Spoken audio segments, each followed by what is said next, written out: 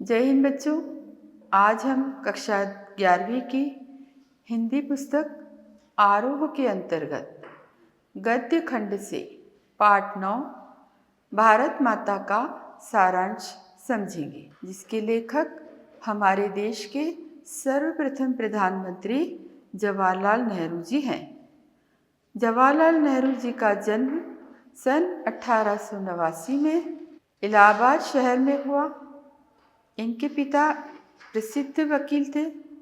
इनकी प्रारंभिक शिक्षा घर पर एवं उच्च शिक्षा इंग्लैंड में हैरो तथा कैम्ब्रिज विश्वविद्यालय में हुई। भारत लौटने पर गांधी जी के कहने पर पढ़ाई छोड़कर आज़ादी की लड़ाई में जुट गए। सन 1929 में भारतीय राष्ट्रीय कांग्रेस के अध्यक्ष बनते ही भारत के आज़ादी के लिए संघर्ष करने के लिए तत्पर हो गए। साथ ही गांधी जी का साथ मिलते ही उनके साथ देश को आज़ाद कराने के लिए जी जान से जुट गए। स्वतंत्र भारत के प्रथम प्रधानमंत्री बनते ही देश के सर्वांगीण विकास में तन मन से जुट गए। प्रस्तुत पाठ हिंदुस्तान की कहानी पुस्तक का 5वां अध्याय है, जिसे अंग्रेजी से हिंदी रूपांतरण हरिभाऊ उपाध्याय ने किया है। उन्होंने देश के लिए अनेक योजनाएं बनाई, जिसमें विभिन्न पंचवर्षीय योजनाएं जैसे हरित क्रांति, औद्योगिक क्रांति, ऑपरेशन फ्लड आदि। इन योजनाओं का लाभ यह हुआ कि भारत नेहरू जी के नेतृत्व में विभिन्न क्षेत्रों में विकास की ओर बढ़ता रहा। खाद्यान्न के क्षेत्र में, दूध के क्षेत्र में एवं उद्योगों के क्षेत्र में आत्मनिर्भरता बढ़ती गई। नेहरू जी का जीवन परिचय प्राप्त करने के पश्चात अब हम इस पाठ का सारांश समझेंगे।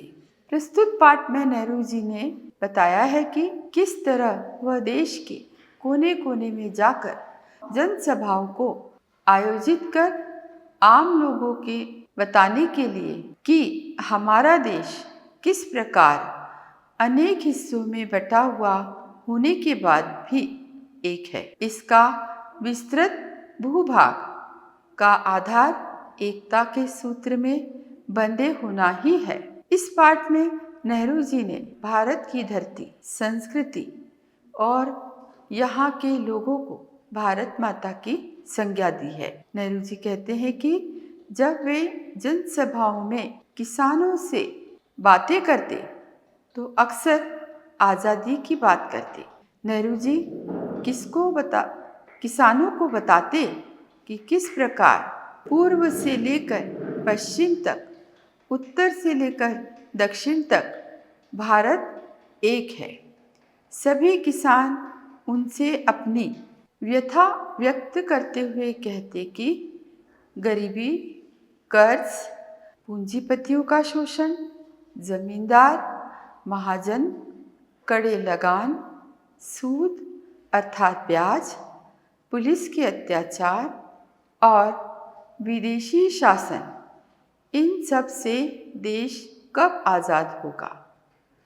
नेहरू जी उन्हें कहते कि वे पूरे हिंदुस्तान के बारे में सोचें, अपनी व्यक्तिगत बातों की ओर से ऊपर उठकर देश के हित को सर्वोपरि रखें।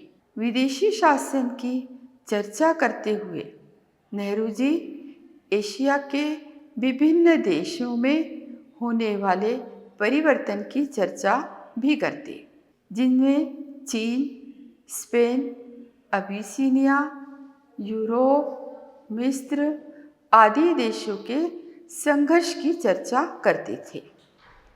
अमेरिका की उन्नति का उल्लेख भी विभिन्न जनसभाओं में किया है, किंतु किसानों को यह विदेशी बातें समझाना आसान काम नहीं था, परंतु कठिन भी नहीं था, क्योंकि किसानों पुराने महाकाव्य, पुराणों की कथाएं, कहानियाँ सुनी एवं देखी थी।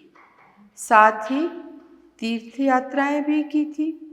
देश के चारों धामों की यात्रा वे कर चुके थे। कुछ सिपाहियों ने भी बड़ी बड़ी लड़ाइयों में भागीदारी दी थी। साथ ही सन 1930 की आर्थिक मंदी के कारण दूसरे देशों को जानने एवं वहाँ के हालात पहचानने लगे थे। ज़्यादातर नेहरू जी का स्वागत भारत माता की जय नारे से किया जाता था। तब वे किसानों से भारत माता की बारे में पूछते, किंतु किसानों को भारत माता के शब्द के अर्थ की जानकारी नहीं होती थी। नेहरू जी के द्वारा पूछने पर एक हट्टे कट्टे जाट किसान ने उन्हें बताया कि भारत माता का अर्थ भारत की धरती, भारत की धरती ही भारत माता है। नेहरू जी ने भारत माता की व्याख्या करते हुए कहते हैं कि हिंदुस्तान वह सब तो है जैसा हम सोचते हैं, किंतु कहीं उससे अधिक भी है। भारत की नदियाँ, पहाड़, वन, जंगल, खेत, साथ ही करोड़ों भारतीय, वहाँ की संस्कृति, वहाँ के संस्कार, वहाँ के तीज त्योहार, इन सब से मिलकर ही भारत माता कहलाती है। भारत माता की जय का तात्पर्य है हम सबकी जय। नेहरू जी स्वयं को भारत माता का एक अंग मानते थे, तो उनकी आंखों में गजब की चमक आती। भारत का नाम भारत कैसे पड़ा, इसकी व्याख्या नेहरू जी ने इस प्रकार की है। वे कहते हैं कि भारत के ही एक प्रसिद्ध वीर भरत के नाम पर भारत का नाम पड़ा। भारत मूलतः संस्कृत भाषा का शब्द है। बच्चों, ये तो था पाठ का सारांश। आशा है पाठ के कलेवर से आप भली भांति समझ गए होंगे कि भारत माता की जय नारे का वास्तविक अर्थ क्या है। अब हम कुछ पाठ में आए हुए कठिन शब्द, जो कि अधिकाधिक मात्रा में उर्दू एवं अरबी के हैं, उनका अर्थ समझें। बच्चों, अब हम कुछ कठिन शब्दों के अर्थ समझेंगे। अक्सर अर्थात प्रायः, जलसा अर्थात जनसभा, परंपरागत यानी परंपरा से चले आए हुए, संस्थापक स्थापना करने वाला, सयाने समझदार, गिजा अर्थात खुराक भोजन, नजरिया अर्थात सोचने का तरीका, महदूद अर्थात सीमित, मसला यानी मामला, जिक्र चर्चा, यकसा अर्थात एक समान, स्वराज खुद का राज्य, महाजन पैसा ब्याज पर देने वाला, लगान अर्थात कर, लेकिन यहाँ पर जमीन पर पैदा होने वाली फसल पर लगने वाले कर से तात्पर्य है। सूद अर्थात ब्याज, जुल्म अर्थात अत्याचार, हासिल यानी प्राप्त करना, जुज अर्थात अंश भाग, अचरज भरी यानी हैरानी से, तब्दीली अर्थात परिवर्तन, वजह अर्थात कारण, जंग युद्ध, धावा यानी आक्रमण, आर्थिक मंदी अर्थात व्यापार में कमी या सुस्ती आना, मुल्क अर्थात देश, हवाले अर्थात संदर्भ, जय यानी विजय, कुतूहल जिज्ञासा या जानने की इच्छा, ताज्जुब अर्थात हैरानी, हट्टा कट्टा अर्थात मजबूत शरीर वाला। सूबा अर्थात प्रदेश या क्षेत्र, अजीज अर्थात प्रिय, दरअसल अर्थात वास्तव में, आंखों में चमक आना अर्थात खुशी मिलना। तो बच्चों ये थी कठिन शब्दों के अर्थ। अब हम इस पाठ में कुछ जो छोटे और कुछ बड़े प्रश्न दिए हैं उनके उत्तर समझेंगे।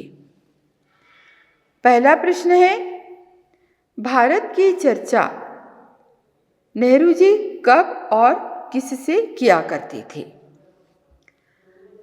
इस प्रश्न का उत्तर है बच्चों, नेहरू जी जब देश के दौरे पर निकलते थे और विभिन्न जनसभाओं को संबोधित करते थे, किसानों को भाषण देते थे, तो किसानों की भाषण की सभा में भारत की चर्चा अवश्य किया करते थे। उनका विचार था कि किसान अपना दृष्टिकोण बहुत सीमित रख रहे हैं, उन्हें अपने सोचने और समझने को व्यापकता देनी चाहिए, तभी वे भारत के वास्तविक अर्थ को समझ पाएंगे। प्रश्न नंबर 2, नेहरू जी भारत के सभी किसानों से कौन सा प्रश्न बार बार करती थी? नेहरू जी जब भी किसानों की सभा में जाते तो बार बार किसानों से प्रश्न करते कि वे भारत माता का क्या अर्थ लगाते हैं या भारत माता की जय क्यों बोलते हैं, भारत माता कौन है।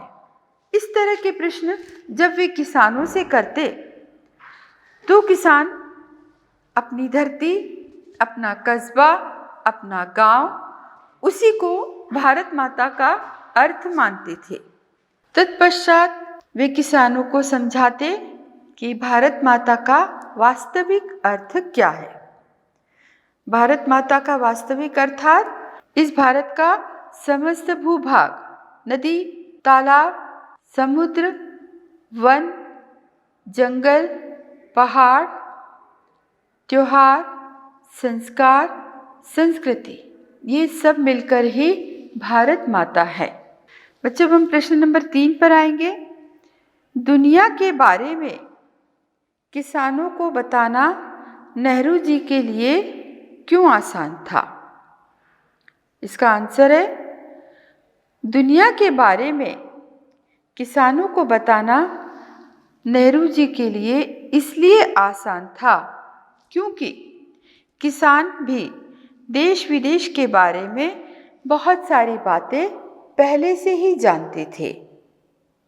उन्होंने अर्थात किसानों ने वेद, पुराण एवं महाकाव्यों में कहानियों के माध्यम से बहुत सारी बातें भारत के बारे में जान लिया था। भारत की बातों से वे परिचित थे, अनेक तीर्थ यात्राएं की थी, इसीलिए भूभौगोलिक स्थिति से भी परिचित थे। इसके अलावा बहुत सारे ऐसे सैनिक जो विभिन्न विदेशों में जाकर युद्ध किया, विदेशों में नौकरियां की। किसान तीसरे दशक में अर्थात सन 1930 में छाई हुई विश्वव्यापी आर्थिक मंदी से भी परिचित थे।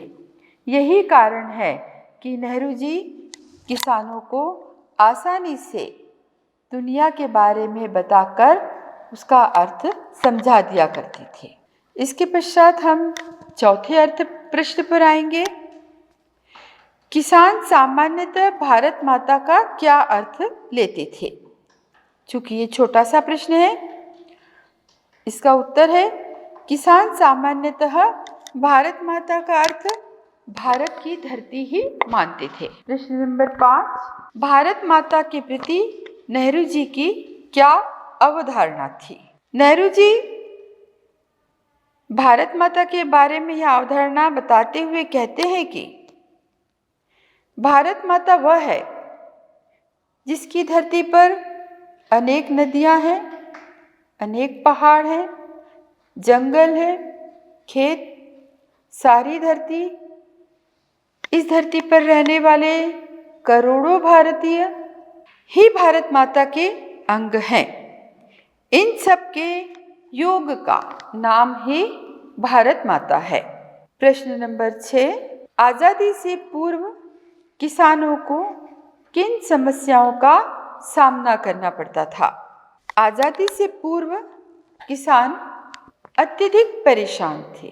कई बार वे नेहरू जी के समक्ष जाकर अपनी परेशानियों को व्यक्त करते थे।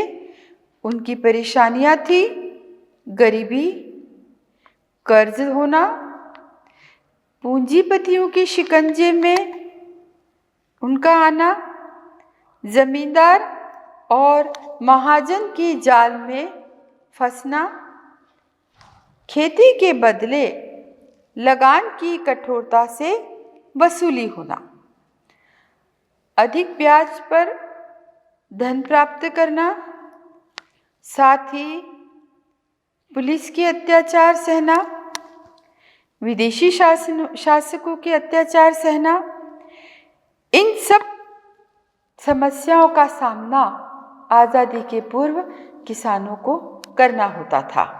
बच्चों, पाठ्यपुस्तक में कुछ प्रश्न ऐसे हैं जो पाठ के आसपास शीर्षक के अंतर्गत दिए गए हैं। हम इन्हीं प्रश्नों की चर्चा करेंगे। सबसे पहला प्रश्न है, आज़ादी से पहले भारत निर्माण को लेकर नेहरू जी के क्या सपने थे? क्या आज़ादी के बाद वे साकार हुए?